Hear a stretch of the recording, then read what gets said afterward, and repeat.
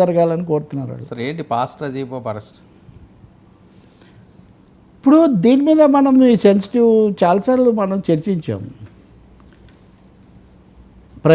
Pastor Praveen మృతి ఎలా జరిగింది అది దాని మీద పూర్తి విచారణ జరుపుతున్నారు, పోలీసులు జరుపుతున్నారు, బయటికి వస్తుంది అని లోకేష్ స్వయంగా చెప్పారు, చంద్రబాబు కూడా చెప్పారు.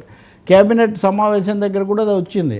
కానీ అదే సమయంలో అటువైపు ఇటువైపు కూడా కొంచెం విద్వేషపూరితంగా అసహనపూరిత వ్యాఖ్యలు వస్తున్నాయి. అటువైపు వచ్చాయనే దాన్ని ఆధారం చేసుకొని ఇటువైపు కొంతమంది మాట్లాడుతున్నారు. అందులో ఎవరైనా ఎందుకు ఎక్కువ మాట్లాడాలి? కావాల్సింది ఈ విషాదాన్ని వివాదంగా మార్చడం మంచిది కాదని చాలాసార్లు చెప్పాం. కానీ పాస్టర్ అజయ్ బాబు కూడా అలా తీవ్రంగా మాట్లాడిన వాళ్ళలో ఒకరు. కాకపోతే ఆయన గతంలో ఆయన ఖమ్మం జిల్లా, వాస్తవంగా ఆంధ్రప్రదేశ్ కింది కూడా రాదు.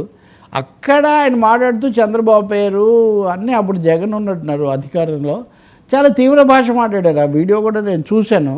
రెచ్చగొట్టే విధంగా ఆ భాష ఉంది. సార్, అజయ్ బాబు అయినా లేకపోతే అక్బరుద్దీన్ అయినా లేకపోతే రాజా సింగ్ అయినా, ఏ మతం పేరుతో అయినా ఏ దేవుడి పేరుతో అయినా రెచ్చగొట్టే విధంగా, ద్వేషం పెంచే విధంగా, చిచ్చు పెట్టే విధంగా మాట్లాడితే సహించకూడదండి. వాళ్ళ మీద తప్పకుండా చర్య తీసుకోవాల్సిందే. అజయ్ బాబు దగ్గర పోలీసులు ఏమేమి సమాచారం రాబడతారు అది మనం చూడాలి. కానీ అజయ్ బాబుని అరెస్ట్ చేశారు కాబట్టి పాస్టర్ ప్రవీణ్ విషయంలో ఏదైనా మాట్లాడవచ్చు అని కొంతమంది దాన్నే పదే పదే ప్లే చేసి పోలీసులు చర్య తీసుకోవాలి, అరికట్టాలి, అదుపు చేయాలి. అంతేగాని దానికి విస్తృత ప్రచారం కల్పించి అది కూడా పొరపాటే కదా. అది కౌంటర్ ప్రోడక్టివ్, అది హానికరమైన విషయం. ఎవరు మాట్లాడినా దాన్ని తప్పకుండా అరికట్టాలి. పవన్ కళ్యాణ్ చాలాసార్లు సవాల్ చేసినట్టుగా ఎవరేం చేస్తారు తప్పకుండా, ఎవరి మీదైనా చర్య తీసుకోవాల్సిందే. రెచ్చగొట్టే భాష, నిమిషాల్లో మేము అది చేస్తాం, సెకండ్లలో ఇది చేస్తామని ఎవరిని ఎవరు బెదిరించలేరండి. ఎవరిని ఎవరు ఏమి చేయలేరు. తప్పకుండా అజయ్ బాబు అది ఏదైతే చలామణిలో ఉందో, వ్యాప్తిలో, సర్క్యులేషన్లో, అది చాలా అభ్యంతరకరంగా ఉంది. ఆ వ్యాఖ్యలు అలా చేయకూడదు.